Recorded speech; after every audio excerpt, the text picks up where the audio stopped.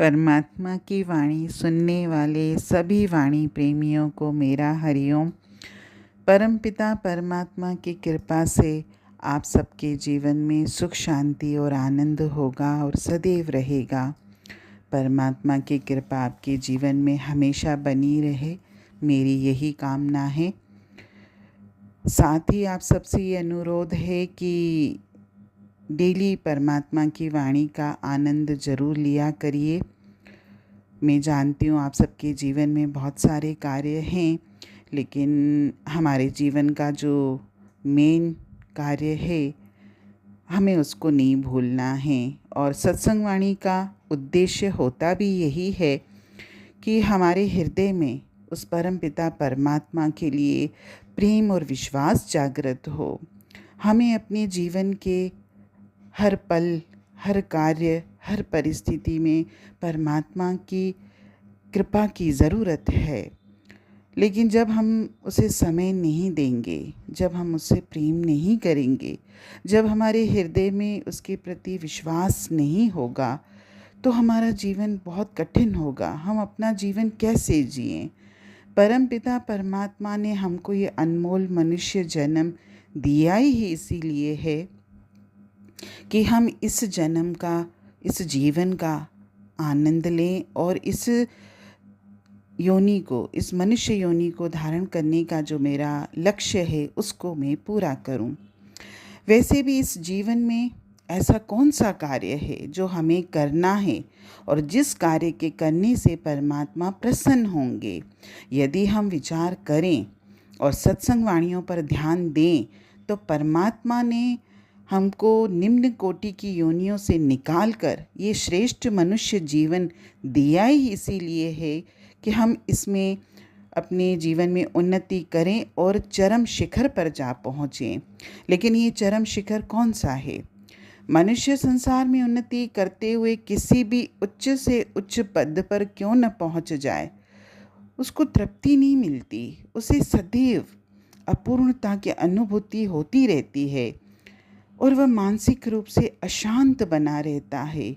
और इसका कारण ये है कि संसार का चाहे जितना भी ऊंचा पद मनुष्य प्राप्त कर ले, वह सर्वोच्च पद नहीं है, वह उसके जीवन का चरम शिखर नहीं है। फिर मनुष्य के लिए सर्वोच्च पद कौन सा है? कभी कभी हमारे अंतर में ये प्रश्न उठता है कि हमारे जीवन का चरम शिखर क्या है? और हमारे जीवन का चरम शिखर है परमात्मा की प्राप्ति। संसार में एकमात्र परमात्मा ही हैं जो पूर्ण हैं, उनके अतिरिक्त संसार में सब कुछ अपूर्ण है। मनुष्य सांसारिक दृष्टि से चाहे कितनी भी सफलताएं प्राप्त कर ले, चाहे कितनी भी उन्नति कर ले, वह अपूर्ण ही है। परंतु जब परमात्मा की प्राप्ति करने में सफल हो जाता है तो भी तभी वह पूर्ण से मिलकर पूर्ण हो जाता है। और यही मनुष्य जीवन की उन्नति का चरम शिखर है। उदाहरण के लिए, जैसे जल की एक बूंद जब तक समुद्र से अलग है, वह चाहे धारा का रूप धारण कर ले अथवा नदी का, लेकिन वह अपूर्ण ही रहेगी। परंतु जब वह सागर से मिलकर एक रूप हो जाती है तभी वह पूर्णता को प्राप्त होती है। ठीक इसी प्रकार मनुष्य भी चाहे जितनी उन्नति कर ले, वह तब तक अपूर्ण ही रहता है, उसकी उन्नति अपूर्ण ही रहती है जब तक वह पूर्ण परमात्मा से मिलकर पूर्ण नहीं हो जाता। परमात्मा से मिलकर परमात्मा का रूप हो जाना ही हमारे जीवन की वास्तविक उन्नति है। मनुष्य यदि पूर्ण से मिलकर पूर्ण होना चाहता है, अर्थात परमात्मा से एकाकार होना चाहता है, तो उसे ये चाहिए कि संसार में रहते हुए अपने सांसारिक कर्तव्यों का पालन करते हुए अपने वास्तविक कर्तव्य अर्थात परमात्मा की भक्ति में भी अपने चित्त को, अपनी वृत्ति को सदैव लगा के रखे। संसार एक युद्ध क्षेत्र है जिसमें काल, माया, काम, क्रोध, लोभ, मोह, अहंकार, ये सारी कौरव सेना हर समय तैयार है। अर्जुन की तरह मोह में फंसकर युद्ध क्षेत्र में कायरता दिखाना और उससे मुंह मोड़ना उचित नहीं है, बल्कि हमको सत्संग वाणियों से जुड़कर उन वाणियों के अनुसार अपने जीवन को चलाना है और इस काल माया के चक्र को भेदना है।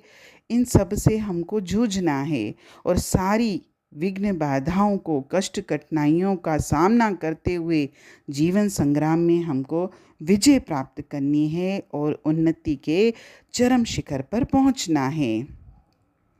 हर मनुष्य को चाहिए कि अपने सांसारिक कर्तव्यों का पालन करते हुए परमात्मा के नाम का सहारा लेकर संसार की विघ्न बाधाओं को हटाते हुए भक्ति पथ पर निरंतर चलते रहना है और परमात्मा को प्राप्त करके इस अपने अनमोल मनुष्य जन्म को सफल और सार्थक करना है। हरिओम।